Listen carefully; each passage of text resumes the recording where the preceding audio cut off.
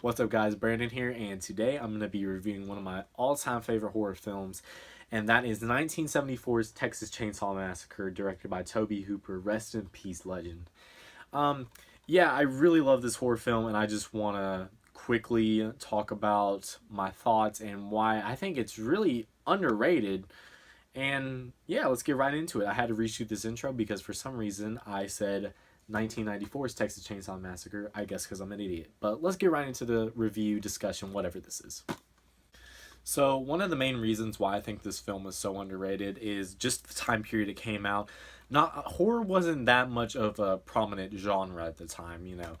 At the time, really, there was only Psycho and really Last House on the Left, and of course the older monster movies, you know, the Universal monster movies, Frankenstein, Wolfman, Dracula, and this was kind of a culture shock. I believe Psycho really gave you that idea that it could be anyone, but this just was like appalling to people. They just could not believe this could happen. Because I watched the documentary behind this. I can't remember what it's called. The Shocking Truth, I believe, and they were talking about how, you know, back in the day, Texas felt like a whole other landscape, and all sorts of crazy stuff was going on in Texas. And you know, if you go out there, maybe this could happen to you. And this is back in the day where people didn't know, and the Manson murders were pretty recent, and there could be this crazed family in the middle of nowhere in Texas that could possibly be doing this. That's why I find it so intriguing and so great, especially for an older horror film. One thing I also feel as if this film doesn't get enough credit for is the atmosphere that it sets up. Tobe Hooper was a genius director. The first opening text and the narration is iconic.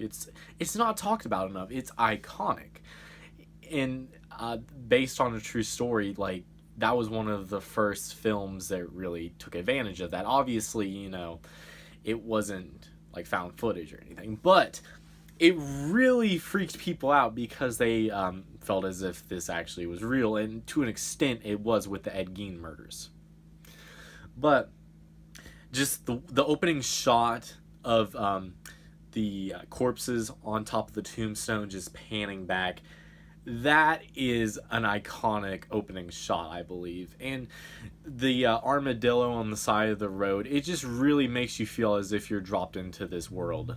And also the old man that they were speaking to in the beginning, and of course the chef that they spoke to at the gas station. It just really, like I said earlier, it really makes you feel as if you're in this completely other world, even though, you know, it's just in Texas. But like I said, at the time, Texas was just, they didn't know what was going on in Texas, basically.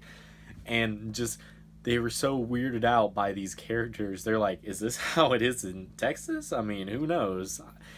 And that's why I just love so much about it. And I'm jealous because back in the day, like I said, I'm always saying back in the day, but really, just back in the 70s, it was like a whole complete other place.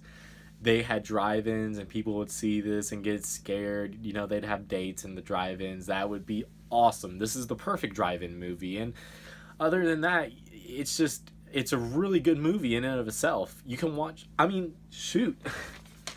I watch it all the time. I love this film. And that's what I don't understand. It's not really like recognized whenever people are like, what's your favorite older horror movies? They always say, rightfully so, these are great, amazing movies. They always say Halloween, Scream, The Thing, and so on and so forth, Nightmare on Elm Street, but they never mention Leatherface, Texas Chainsaw Massacre.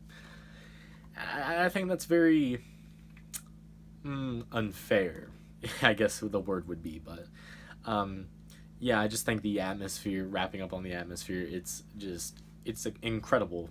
Like, you could take notes from this film of how Tobe Hooper set up like Texas is, it feels as if it's a character in of itself, just filled with weird people, just a completely like deserted place it seems, and you don't know what lies behind each corner. Piggybacking off of the false sense of security, the first half of this film, while there are scares, it's a pretty easy ride. You're not freaking out too much, there's not too much adrenaline going. And then when the second half rolls around and Sally encounters Leatherface for the first time, it's nonstop. Absolutely nonstop. No breaks. Nothing. That's what... It's kind of debatable. A lot of the times that turns people off, and some people love it. Some people don't like how it's just constantly nonstop, nonstop, nonstop, and there's like no time to just chill out. It's just run, run, run, jump out a window, run.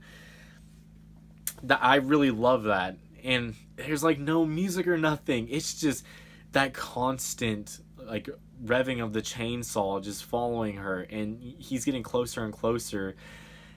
It's crazy. And gosh, you think she's about to be saved whenever she walks into the gas station with the cook, and he has that creepy look on his face, and then he starts whacking her with a broom, and you're just like, my goodness, can this girl get a break? And of course the iconic dinner scene that has been replicated multiple times throughout pop culture is just phenomenal. Every performance, whenever she wakes up and she starts screaming, and they all, I guess they're mocking her, they all start just howling and screaming.